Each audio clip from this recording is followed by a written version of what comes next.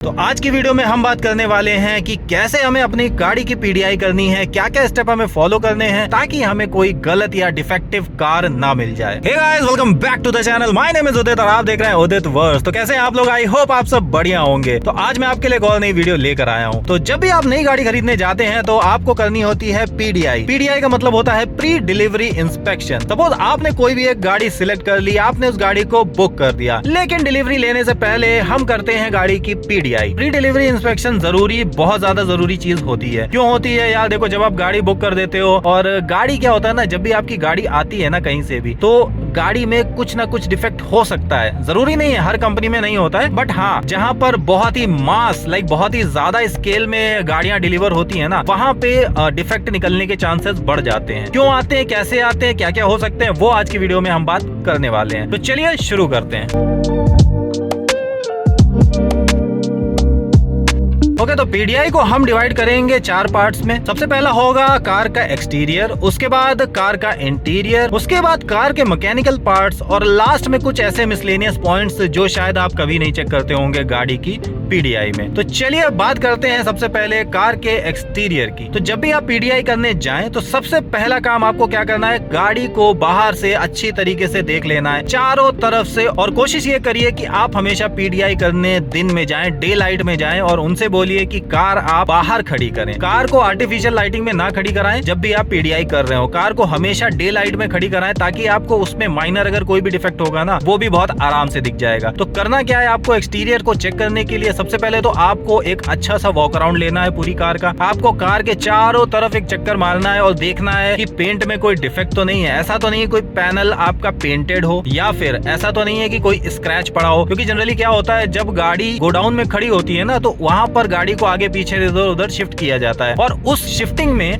गाड़ी में स्क्रैचेस आना आम बात होती है। तो यार वो आपको चेक करना पड़ेगा, क्योंकि आप एक नई कार ले रहे हो ना, नई कार एकदम स्क्रैचलेस होनी चाहिए और उसमें कोई भी डिफेक्ट नहीं होना चाहिए। तो आप देखो, पैसा आप पूरा दे रहे हो, तो ये चीज आपको हमेशा याद रखनी है और चेक करना है कि गाड़ी में कोई स्क्रैच तो नहीं है या फिर पेंट में कोई डिफेक्ट तो नहीं है। तो सबसे पहली चीज तो आपको पेंट चेक करना है एक्सटीरियर में।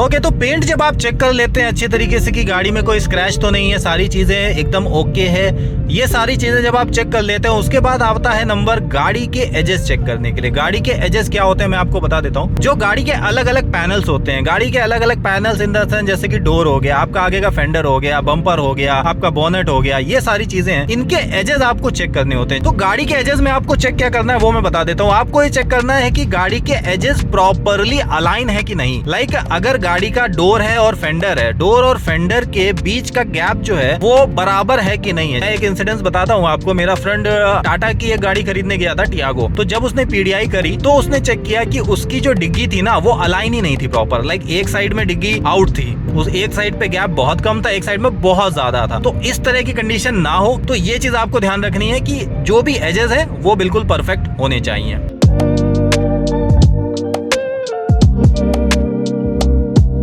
एजेस चेक करने के बाद अब नंबर आता है आपके डोर्स, बूट गेट और बोनेट का।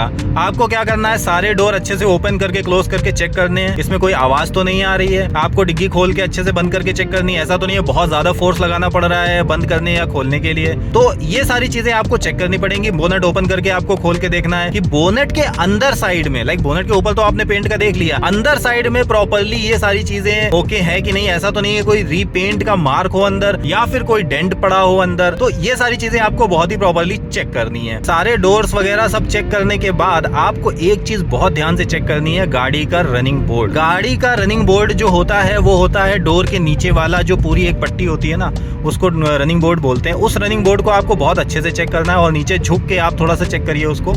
ऐसा तो नहीं है नीचे कोई डेंट पड़ा हो, जनरली वहां पर डेंट बहुत आसानी से आ जाता है, और नई गाड़ी में वो डेंट होना अनएक्सेप्टेबल है। अगर आपको इन सब चीजों में कोई भी डिफेक्ट दिखता है ना, आप उस उस गाड़ी को तुरंत कैंसिल करके दूसरी गाड़ी मंगवाइए। आप उस गाड़ी को मत उठाइए। इसमें से जो मैंने चीजें अभी तक बताई हैं, इसमें भी आपको कोई डिफेक्ट मिलता है ना, तो आप उसको रिपेयर मत कराइए, क्योंकि आप नई गाड़ी खरीद रहे हो, आप रिपेयर्ड गाड़ी नहीं खरीद रहे हो। ओके, तो गाड़ी का पेंट, डोर्स, ये सारी चीजें चेक करने के बाद अब जब आप एक्सटीरियर से सेटिस्फाइड हो तो एक्सटीरियर में दो चीजें और आती हैं, आपकी हेडलाइट और टेल लाइट। जितनी भी लाइट्स हैं आप उनको जला के देख लीजिए, अच्छे से काम कर रही हैं नहीं कर रही हैं, सारी चीजें। लाइक अगर आपकी गाड़ी में रियर वाइपर है तो उसको भी चेक कर लीजिए, वॉशर को भी चेक कर लीजिए, पानी निकल रहा है नहीं निकल रहा है सही से। ये सारी चीजें आपको चेक करनी है। High beam, low beam, light को आपको बहुत ही अच्छे से चेक कर लेना है कि सारी लाइटें जल रही हैं, सारी इंडिकेटर जल रही हैं, आपका हजार्ड लैंप भी काम कर रहा है नहीं कर रहा है, वो सारी चीजें आपको चेक कर लेनी है।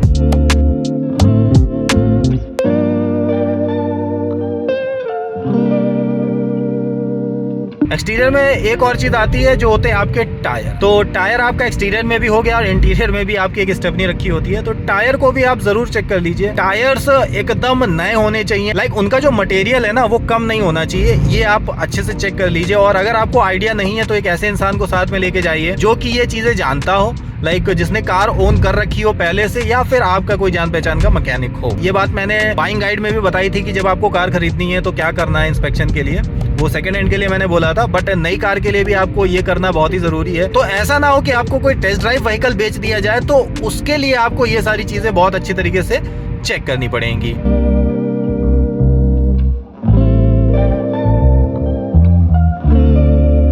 एक चीज मैं और बता देता हूँ आपको एक्सटीरियर में ही, कि आप कोशिश ये करिए कि गाड़ी के अंडर बॉडी भी एक नज़र मार लीजिए थोड़ा सा झुक के, कि ऐसा तो नहीं है कि नीचे साइलेंसर के आसपास या किसी पार्ट में आपको रस्टिंग आ गई हो। क्योंकि होता क्या है, ओवर द टाइम जब खड़ी रहती हैं गाड़ियाँ काफ़ी टाइम तक गोडाउन में, तो कभी कभी बारिश वारिश में जब खुली गाड़ियाँ खड़ी होती है ना, तो नीचे रस्टिंग आने के चांसेस बढ़ जाते हैं। तो आप डिलीवरी के टाइम पे तो नहीं देखोगे, तो पीडीआई में ही आप कोशिश करो कि देख लो, अदरवाइज आप नीचे मोबाइल डाल के आप वीडियो बना लो फ्लैश ऑन करके, फिर आप चेक कर लो, तो उससे एक तसल्ली हो जाएगी कि गाड़ी में कोई रस्टिंग तो नहीं हो रही है। ओके गाइस, ये सारी बातें तो हो गई एक्सटीरियर को लेके, तो ये सारी चीजें तो आपको चेक करनी है। बहुत सारे लोगों को पता होगा कि कैसे चेक करना होता है, तो जिनको नहीं पता है वो इन चीजों को अच्छे से फॉलो कर सकते हैं। अब आते हैं हम इंटीरियर पे, जो कि बहुत ही ज्यादा इंपॉर्टेंट पार्ट होता है गाड़ी का। तो इंटीरियर में आपको क्या करना है, तो सबसे पहले मैं बता देता हूँ। सबसे पहले तो आपको अपना पूरा गाड़ी का डैशबोर्ड, गाड़ी के सारे ट्रिम्स, डोर ट्रिम्स और सीट्स, ये सारी चीजें अच्छे से चेक कर लेनी है कि इन पे कोई स्क्रैच तो नहीं है, सीट्स एकदम सही है, नीट एंड क्लीन कंडीशन में है। ऐसा तो नहीं है कि सीट में कोई मार्क हो या गट हो, ऐसी चीजें तो नहीं है कि डैशबोर्ड पे कोई मार्क हो, डैशबोर्ड पे कोई स्क्रैच हो, तो वो सारी चीजें नहीं होनी चाहिए, क्योंकि आप एक नई गाड़ी ले रहे हो। और आपको डैशबोर्ड को ठोक बजा के भी चेक कर लेना है कि ऐसा तो नहीं है कहीं भी कोई भी लूज पॉइंट आपको दिख रहा हो। इसके बाद आपको चेक करना है आपका इंफोटेनमेंट सिस्टम। आपको इंफोटेनमेंट सिस्टम को अच्छे से ऑपरेट करके चेक कर लेना है पीडीआई के टाइम ही। ऐसा नहीं है कि आप डिलीवरी के टाइम पे चेक कर रहे हो, सारी चीजें देख रहे हो, वो नहीं करना है आपको। अगर आपकी कार में म्यूजिक सिस्टम लगा हुआ है तो उसमें अगर मान लीजिए ऑक्स है, मेमोरी कार्ड है, यूएसबी है, जो भी चीजें हैं, तो आप वो लेके जाइए। मेमोरी कार्ड भी लेके जाइए, अगर मेमोरी कार्ड का ऑप्शन है, यूएसबी का ऑप्शन है तो यूएसबी लेके जाइए। एंड्रॉइड ऑटो, एप्पल कारप्ले है तो अपनी केबल लेके जाइए और उसको अच्छे से चेक करिए, इत्मीनान से चेक करिए। आप कार खरीद रहे हो, आप पैसे दे रहे हो, तो कोई भी आपको मना नहीं कर सकता है वो काम करने के लिए। तो इंफोटेनमेंट सिस्टम आपको बहुत अच्छे से चेक करना है। इसके बाद आपको चेक करना है कि सारे चारों स्पीकर्स अच्छे से काम कर रहे हैं कि नहीं है। अगर आपकी गाड़ी में ऑलरेडी सारी चीजें लगी हुई हैं तो आपको स्पीकर चेक कर लेने। स्पीकर चेक करने के लिए आपको इसमें ऑप्शन आता है फेडर का,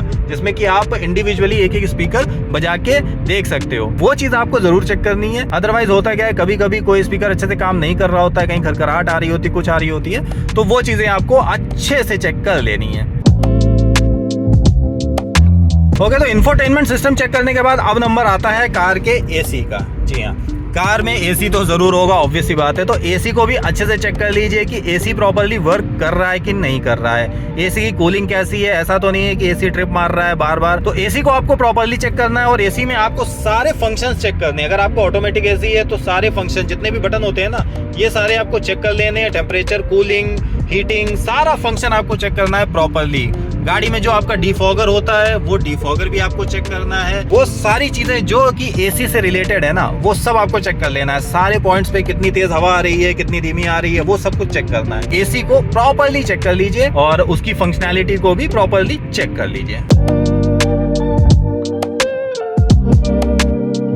ओके, जब आप एसी पूरा चेक कर लें उसके बाद अगर आपके गाड़ी में स्टीयरिंग पे माउंटेड कंट्रोल्स हैं तो आप इन कंट्रोल्स को भी पूरा चेक कर लीजिए कि सारे कंट्रोल वर्क कर रहे हैं कि नहीं। अगर एमआईडी में इन कंट्रोल से वर्क हो रहा है तो एमआईडी को भी चेक कर लीजिए। सारी चीजें आपको चेक कर लेनी है। ऐसा तो नहीं है कि कोई चीज प्रॉपर वर्क नहीं कर रही है, कोई बटन ऐसा तो नहीं है जो वर्क नहीं कर रहा है ठीक से। वो सारी चीजें आपको अच्छे से चेक कर लेनी है। और एक चीज और है, जो ये आपके लीवर्स है ना, वाइपर के और हेडलाइट के जो भी लीवर्स है ना, इनको भी अच्छे से चेक कर लीजिए। ऐसा तो नहीं है कि कोई लूज हो, कोई ऐसी चीज हो। अगर आपकी स्टीयरिंग पे लेदर रैप है या लेदराइट रैप है तो उसको भी चेक कर लीजिए कि उसपे कोई स्क्रैच वगैरह या कोई चिपिंग का निशान तो नहीं है। तो वो चीज आपको बहुत अच्छे से चेक कर लेनी है। तो स्टीयरिंग चेक करने के बाद अगर आपकी कार में साइड मिरर्स जो कि ऑटोमेटिकली एडजस्टेबल हैं तो उनको भी चेक कर लीजिए प्रॉपर्ली। सारे बटन्स आपको प्रॉपर्ली चेक करने हैं। आपको अगर गाड़ी में पावर विंडोज है तो पावर विंडोज सही काम कर रही है नहीं कर रही है। वन टच है तो वन टच सही काम कर रहा है नहीं कर रहा है। ये सारी चीजें आपको थॉरोली चेक कर लेनी है। ओके, ये सारी चीजें चेक करने के बाद आपको अपनी रूफ लाइनिंग भी चेक करनी है। अगर आपकी गाड़ी में सनरूफ है तो सनरूफ चेक कर लीजिए ऑपरेट करके, नहीं तो आपकी गाड़ी की पूरी रूफ आप चेक करिए। ऐसा तो नहीं है कि गाड़ी की रूफ में कोई मार्क हो या कोई कट का निशान हो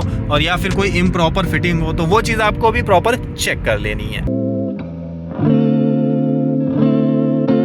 ओके, एक चीज और मैं बताना भूल गया, ऑब्वियस सी बात है कि गाड़ी का हॉर्न भी चेक कर लीजिए। हॉर्न अच्छे से बजा के चेक कर लीजिए कि काम कर रहा है नहीं कर रहा है। ऐसा तो नहीं है कि बहुत धीमा बज रहा हो। वैसे गाड़ी के साथ जो आएगा वो कभी भी खराब होता नहीं है जनरली, लेकिन आप जब पूरी गाड़ी चेक कर रहे हो तो ये छोटी सी चीज क्यों छोड़ो, वो भी आपको चेक कर लेनी है। इसके बाद जो डैशबोर्ड में आपका जो ग्लव बॉक्स होता है ना, आपको इसको भी चेक कर लेना है कि इसकी प्रॉपर फिटिंग है कि नहीं है। कभी कभी क्या होता है, ये लूज होता है और वो बंद नहीं होता है जनरली, कभी कभी खुल भी जाता है। तो ये चीजें भी आपको गौर करनी है। देखिए, मैं आपको ये सारी चीजें इसलिए बता रहा हूँ यार, मैंने बहुत सारे दोस्तों की और बहुत सारी गाड़ियों के पीडीआई कर रखे हैं। तो उस समय जब मैंने पीडीआई करी ना, तो मुझे बहुत सारे इम्परफेक्शंस दिखे थे गाड़ियों में, इसलिए मैं इन सब छोटी छोटी चीजों को भी पॉइंट आउट कर रहा हूँ। अगर आप ये सारी चीजें ध्यान रखेंगे ना तो आपको प्रॉब्लम नहीं होगी और आपको बाद में अफसोस नहीं होगा यार कि पैसे पूरे दिए, नई गाड़ी ली यार, कोई सेकंड हैंड गाड़ी नहीं ले रहा हूँ मैं। तो फिर यार ये सारी चीजें होती है ना, बहुत आपको खराब लगता है। तो पहले से आप चेक कर लेंगे ना तो आपको प्रॉब्लम नहीं होगी। ओके, तो ये सारी बातें हो गई हैं गाड़ी के इंटीरियर को लेके। अब हम आते हैं गाड़ी के मैकेनिकल पार्ट्स पे। मैकेनिकल पार्ट्स को चेक करना बहुत ही इंपॉर्टेंट होता है। ऐसा ना हो कि आप गाड़ी खरीद के ले आए, अगले दिन ही कुछ ऐसा प्रॉब्लम आ जाए जब आप बोलो कि यार गाड़ी में ये कैसा हो गया, गाड़ी में ये नहीं चल रहा, वो नहीं चल रहा, ये इशू आ गया, वो इशू आ गया। तो उसको पहले से ही चेक कर लीजिए। वैसे मैकेनिकल पार्ट्स में एज सच नई गाड़ियों में कोई प्रॉब्लम आती नहीं है, लेकिन वंस इन अ व्हाइल कभी कभी किस्मत खराब होती है ना भाई, तो कुछ भी निकल जाता है। और अगर आपने इंस्पेक्शन नहीं किया हो उसके बाद निकल आएगा तो आपको बहुत ज्यादा अफसोस हो जाएगा। तो मैकेनिकल पार्ट्स में आते हैं तो सबसे पहले आपको अपने इंजन को चेक करना है। आपको बोनेट खोलना है। बोनेट खोलने के बाद आपको थॉरोली पूरा इंजन बे को अच्छे से देखना है। कहीं भी आपको कोई भी ऑयल का छोटा सा भी मार्क नहीं दिखना चाहिए, कोई भी लीकेज का साइन नहीं दिखना चाहिए। आपको अच्छे से तसल्ली से चेक करना है। और आपको चेक करना है कि किसी भी नट बोल्ट के ऊपर कोई भी मार्क नहीं होना चाहिए। किसी भी नट बोल्ट के ऊपर अगर कोई भी खोलने या बंद करने का निशान होगा ना, तो इसका मतलब वो चीज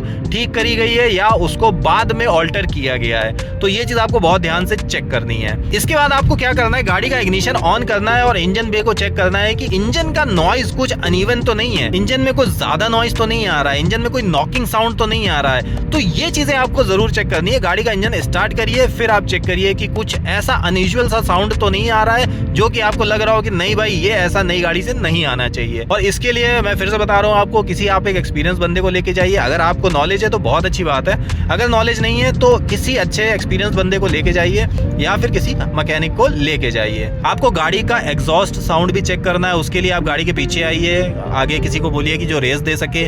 रेस देने के बाद आप देखिए आपको कुछ अनयूजुअल साउंड सा नहीं लग रहा है, उसको आप अच्छे से चेक करिए। वो भी चेक करिए कि गाड़ी में कोई धुआं वगैरह तो नहीं निकल रहा, लाइक ब्लैक स्मोक वगैरह तो नहीं आ रहा है। वैसे जनरली नहीं आता है नई गाड़ियों में, लेकिन फिर भी चेक करना आपका काम है क्योंकि गाड़ी आपको चलानी है। इसके बाद आपको गाड़ी के अंदर बैठना है, गाड़ी स्टार्ट करनी है, स्टीयरिंग घुमा के देखनी है, चारों तरफ घुमा के देखिए, पूरी end to end steering cut करके देखनी है, इधर लेफ्ट पूरी राइट।